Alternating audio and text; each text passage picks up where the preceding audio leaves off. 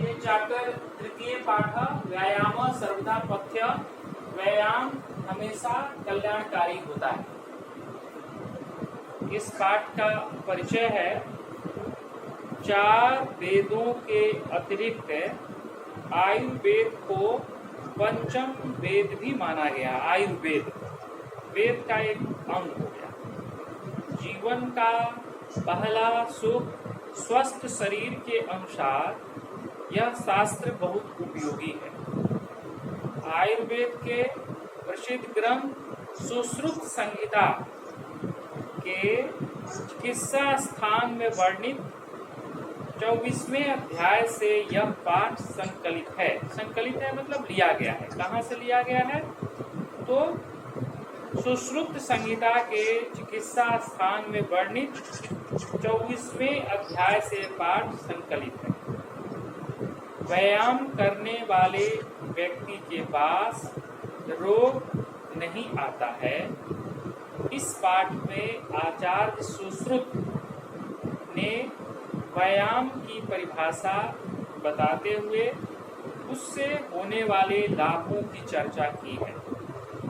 शरीर में सुगठन, कांति, स्फूर्ति, सहिष्णुता, निरोगता आदि व्यायाम द्वारा प्राप्त होने वाले प्रमुख लाभ हैं। इससे क्या क्या लाभ मिलता है वो इसमें बताया गया है। मुख्य रूप से ये चैप्टर भी यही है कि व्यायाम करने से हमें क्या लाभ मिलता है, क्यों करना चाहिए बताया गया है। लेकिन हम लोग श्लोक देखकर इसका अर्थ समझेंगे कि इस शब्द का क्या अर्थ है, संधि विच्छेद क्या है, प्रत्यय क्या है, कहीं कोई विशेष समास का दिया हुआ है तो उसको हम तो जानेंगे। श्लोक नंबर 1। शरीरायास जन्मं कर्म व्यायाम संगीतम तत्कृत्वा तु सुखम देहम विमृतनीयात् समन्ततः। समन्ततः का मतलब चारों तरफ से अव्यय।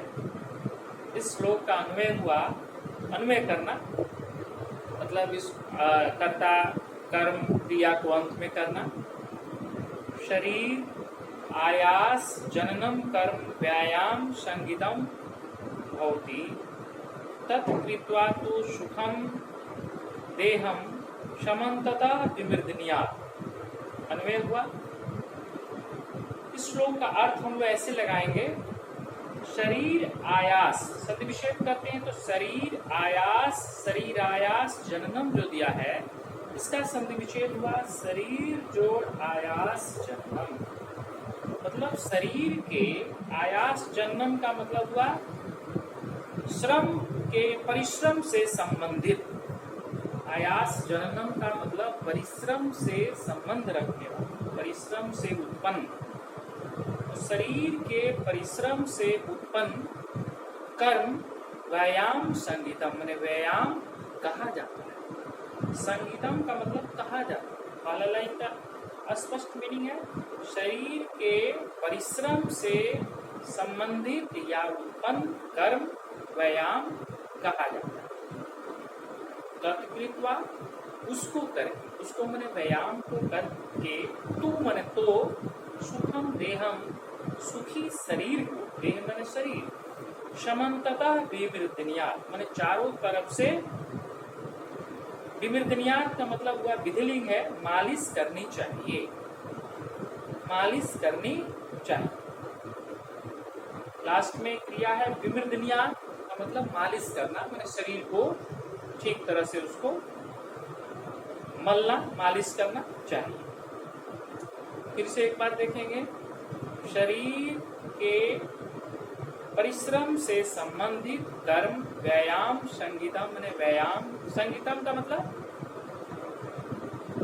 कहा जाता है। संगीतम का क्या अर्थ हुआ? यस, कहा जाता है। करेक्ट। तत्कृत्वा उसको करके, तू का मतलब तो, सुखम देहम सुखी देह को, शरीर को, समन्ततः का मतलब क्या हुआ? ये समन्ततः में इसमें जो शब्द दिया हुआ है समन्ततः चारों तरफ से, चारों तरफ से समन्ततः।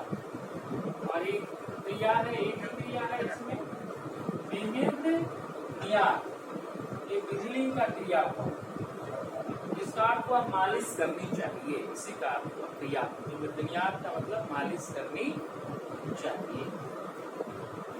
पहला श्लोक हम लोग समझ गए होंगे। शरीर के परिश्रम से संबंधित कर्म व्यायाम कहा जाता है, उसको करके तो सुखी देह को चारों तरफ से मालिश करनी चाहिए।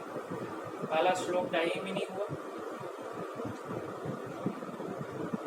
सेकंड श्लोक, शरीरोपचय कांतिर गात्राणाम सुविभक्ता दीपाग्नित्वं नालस्यं स्थिरत्वं लाघवं मृजा। यहाँ तक तो हो गया कि उसको करके, परिश्रम व्यायाम को करके। तो शरीर व्यायाम करने के बाद क्या लाभ मिलता है, इस श्लोक में ये बताया गया है। शरीर उपचय कांति गात्राणाम सुविभक्तता, ये अन्वय हुआ। दीप अग्नित्वम अनालस्यम स्थिर लाघवम मृदा च जायन्ते। शरीर उपचय, उपचय माने वृद्धि, शरीर की वृद्धि होती है। शरीरोपचय का संधि विच्छेद शरीर जोड़ उपचय। पहले स्टार्टिंग जहाँ श्लोक हो रहा है, सेकंड श्लोक वहाँ क्या है, शरीरोपचय मतलब शरीर जोड़ उपचय, उन संधि, तो शरीर की वृद्धि होती है। स्टार्टिंग हो गया शरीर की वृद्धि। कांति मतलब चमक, शरीर में चमक रहती है। गात्राणाम सुविभक्तता, शरीर का गठिलापन होता है, यानी शरीर का सौंदर्य बढ़ता है। शरीर गात्राणाम का मतलब होता है शरीर, गात्राणाम माने शरीर का, सुविभक्तता माने गठिलापन या सौंदर्य निखरता है। दीप्ताग्नि का मतलब हुआ भूख अधिक लगती है, भूख तेज लगती है, मतलब पाचन शक्ति बढ़ता है। दीपाग्नित्वम अनालस्यम, आलस नहीं होता है। स्थिरत्वम, स्थिरता आती है। लाघवम माने शरीर हल्का रहता है। मृधा माने शरीर स्वच्छ रहता है। ये इसका सेकंड श्लोक का मीनिंग। फिर से देखेंगे।